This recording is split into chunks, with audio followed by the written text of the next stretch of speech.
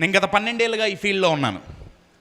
ఈ 12 ఏళ్లలో ఎంతోమంది స్పీకర్స్, ట్రైనర్స్, కోచెస్ నేను ఎంతోమందిని కలిశాను, ఎంతోమంది నాకు నేర్పారు. 95% గోల్ సెట్టింగ్ నేర్పిస్తారండి, కానీ గోల్ అచీవింగ్ నేర్పిరు. నేను మీకు ఒక ఎగ్జాంపుల్ ఇస్తా.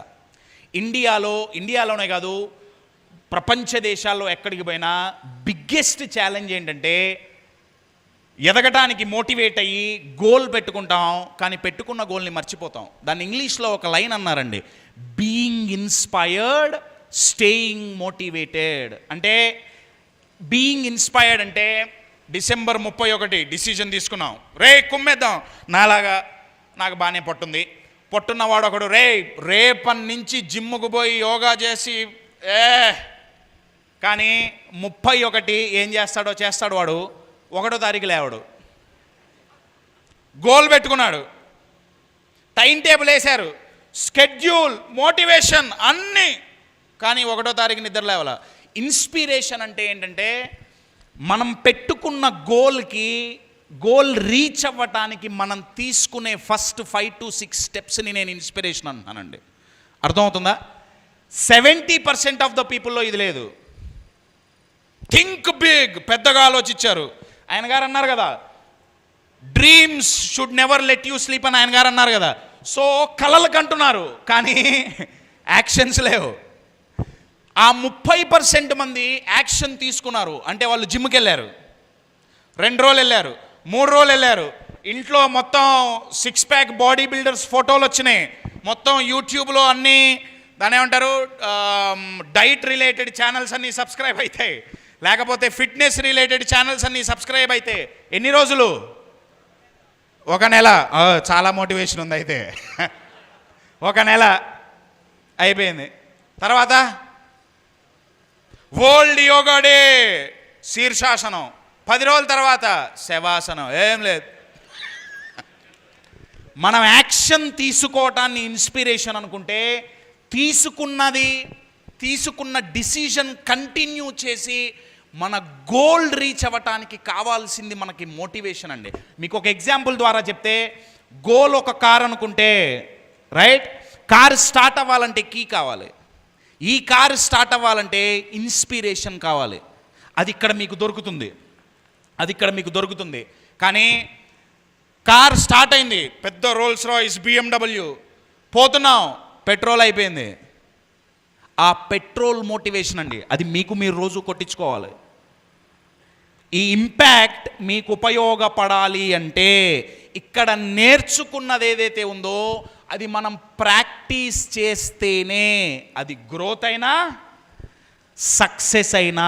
ఇంప్లిమెంట్ చేయలేదా, ఈ మోటివేషన్ అంతా బూడిదలో పోసిన పన్నీరే. ఇది కావాలి అంటే గోల్ పెట్టుకుంటే సరిపోదండి. గోల్స్ ప్రతి ఒక్కరి గోల్ సెట్టింగ్కి సెషన్ అక్కర్లేదండి. గూగుల్లో ఇప్పుడు బొచ్చెడున్నాయి. ఏదో స్మార్ట్ గోల్ సెట్టింగ్ అట, స్పెసిఫిక్, మెజరబుల్, ఏదేదో చెప్తుంది. స్మార్ట్, హ్యాండ్సమ్ వగేరా చాలా వచ్చినాయి ఇప్పుడు. ఓకే, నేను గోల్ పెట్టుకున్నా, నా గోల్ బ్రహ్మాండంగా ఉంది, నేను అన్నీ క్యాలిక్యులేట్ చేశా, మొత్తం ఎవాల్యుయేట్ చేశా, కానీ నా మైండ్ దానికి సహకరించట్లా. ఏ గోల్ సెట్టింగ్ టూల్స్లో అయినా మనం అనుకున్న ప్లాన్స్ వర్కౌట్ అవ్వకపోతే మన మైండ్ సెట్ ఎలా మార్చుకోవాలి, ఏ గోల్ సెట్టింగ్ టూల్ చెప్పదండి. అర్థమవుతుందా? సక్సెస్ అవ్వాలి, గ్రో అవ్వాలి అంటే ఒక్క గోల్ పెట్టుకుంటే సరిపోదు, దానికి తగ్గట్టు మైండ్ సెట్ చేసుకోవాలి. నేను ఒక ఎగ్జాంపుల్ ఇస్తా. మీరు చూస్తే కింగ్ ఫిషర్ బర్డ్, పిట్టండో, కింగ్ ఫిషర్ అనగానే ఏదో అనుకున్నారు, మోటివేషన్ బాగా వస్తుంది అనుకుంటే దాని నుంచి చాలామందికి. నా ఒక కాంపిటీషన్ కండక్ట్ చేశారు. కాంపిటీషన్ ఏంటంటే ప్రపంచంలోనే ప్రొఫెషనల్ ఫోటోగ్రాఫర్స్ అందరికీ ఒక కాంపిటీషన్ పెట్టారు. కాంపిటీషన్ ఏంటంటే కింగ్ ఫిషర్ బర్డ్ ఫోటోగ్రాఫ్ పట్టుకురావాలి, అది కూడా ఇక్కడి వరకే, అది కూడా కొన్ని స్పెసిఫిక్ స్టాండర్డ్స్ సెట్ చేయటం జరిగింది. ఎవరైతే ఆ స్టాండర్డ్స్ మీట్ అయ్యి ఆ ఫోటోగ్రాఫ్ పట్టుకొని వస్తారో వాళ్ళకి ప్రైజ్ మనీ వగేరా లక్షల్లో కోట్లలో ఏదో ఉంటుంది. ఈ వ్యక్తి తీసిన ఫోటోకి ఫస్ట్ ప్రైజ్ వచ్చిందండి. ఎందుకంటే ఆయన అతి దగ్గర నుంచి ఫోటో తీయగలిగారు. ఆ ఫోటో చూస్తే లిటరల్గా కింగ్ ఫిషర్ బర్డ్ పైన ఉండేటువంటి వాటిని ఏమంటారు, ఫెదర్స్ అంటారా, ప్రతి ఒక్క మైన్యూట్ థింగ్ కూడా కౌంట్ చేయొచ్చండి. అయితే ఈ ఫోటో తీయటానికి ఆయనకి 72 గంటలు పట్టింది. 72 గంటలు ఆ ఫోటో ముందు కెమెరా పట్టుకొని అలానే నించొని 72 గంటలు నించున్నాడండి. 72 గంటలు ఎలా? పొద్దున్నే సూర్యోదయం నుంచి చూసుకుంటే సూర్యాస్తమయం వరకు దగ్గర దగ్గర 12-13 గంటలు. రాత్రిపూట వర్క్ ఉండదు కదా, కానీ 13 గంటలు అలా నించోవడం అంటే సరదా కాదుగా. ఎందుకు నించోవాల్సి వచ్చింది? ఛాలెంజ్ ఏంటంటే పిట్ట ఎప్పుడు వస్తుందో తెలీదు.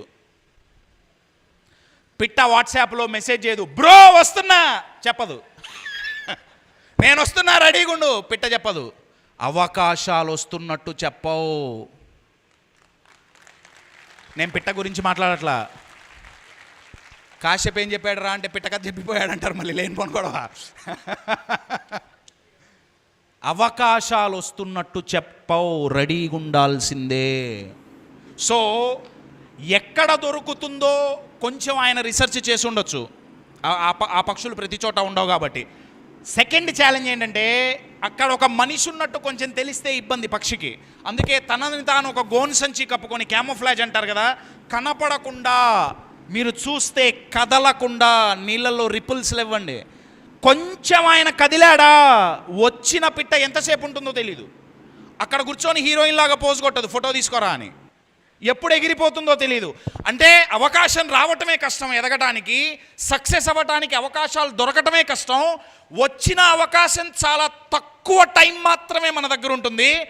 ఆ తక్కువ టైంలో ఆ వ్యక్తి కదలకుండా నించొని కొన్ని ఫోటోగ్రాఫ్స్ ఆయన గారు క్లిక్ చేస్తే దాంట్లో నుంచి ఒకటి సెలెక్ట్ చేసి పంపిస్తే దానికి ఫస్ట్ ప్రైజ్ వచ్చింది. నా క్వశ్చన్ ఏంటంటే ఈయన కాంపిటీటర్స్కి, ఈయనతో పాటు ఎవరెవరైతే దాని ఏమంటారు కాంపిటీషన్లో పాల్గొన్నారో వాళ్ళ దగ్గర బెటర్ పరిస్థితులు ఉన్నాయి.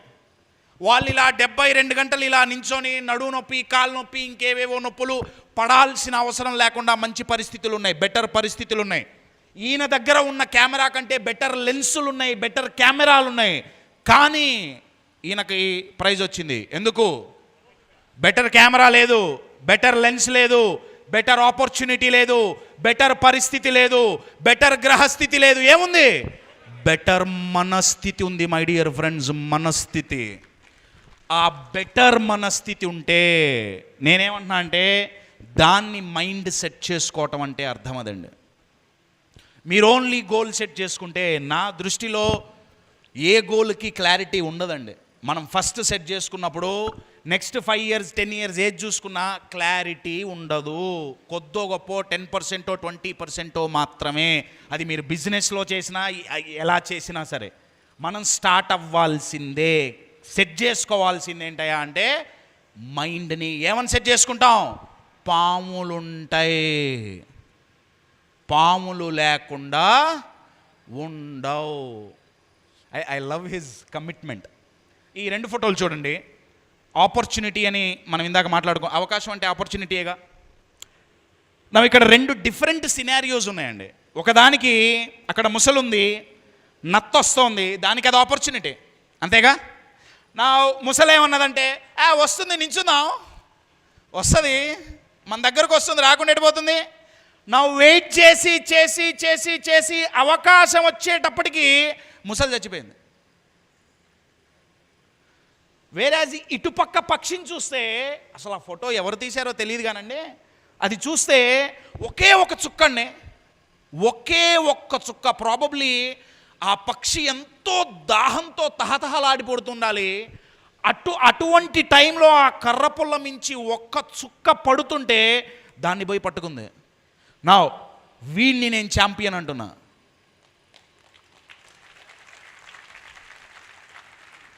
సక్సెస్ అవ్వాలి, గ్రోత్ కావాలి అంటే మైండ్ సెట్ ఇలా ఉండాలి. కానీ ఈ రోజుల్లో చాలామందికి మైండ్ సెట్ అలా ఉంది. సార్ ఎందుకు ఎదగట్లా? సార్ అవకాశాలు ఎవరిస్తున్నారు సార్? తొక్కేస్తున్నారు సార్. ఏంటి ఫిల్మ్ ఇండస్ట్రీలో ఏదో పదం వాడతారు, ఏంటది? ఏదో పదం వాడతారు, నెపోటిజమా ఏదో అంటారు, ఏంటది? తొక్కేస్తున్నారు సార్. నన్ను నా ఆఫీస్లో ఎదగనియట్లా సార్, నా కాంపిటీటర్స్ నన్ను ఎదగనియట్లా సార్, మా ఇంట్లో వాళ్ళే నాకు సపోర్ట్ చేయట్లా. సపోర్ట్ చేయండి మన మైండ్, మై డియర్ ఫ్రెండ్స్.